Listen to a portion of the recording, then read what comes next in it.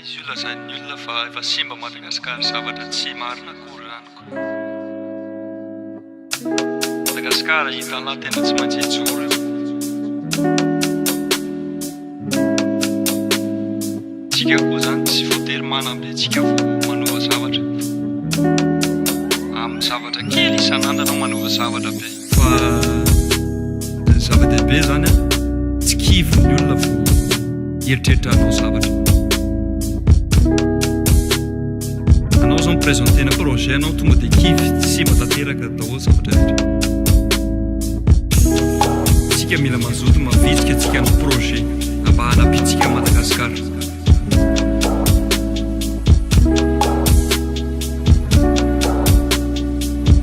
Tsika zany mila tsy kivy fotsiny rehefa misy projet tianao atao.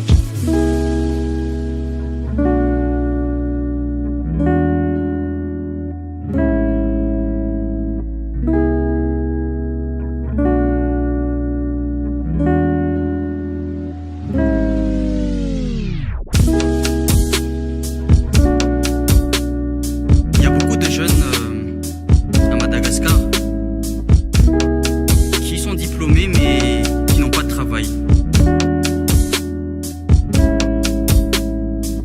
Alors moi j'incite tous les jeunes de Madagascar à créer des projets et aussi à entreprendre. Entreprendre à Madagascar, c'est l'avenir.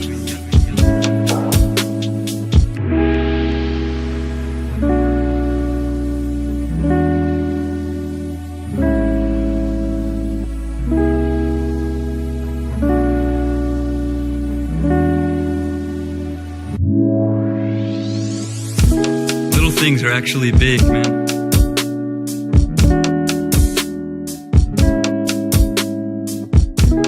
Daily actions, helping each other out, cleaning up the city a little bit, respecting people on the road,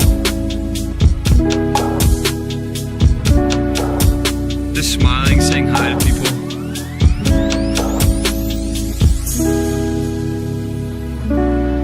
Trying to find solutions instead of always pointing out the problem. These are things that we need to do all around the world anyway. You gotta realize how unique and sick Madagascar is, man. There's no country in the world like Madagascar, for real, for real, for real.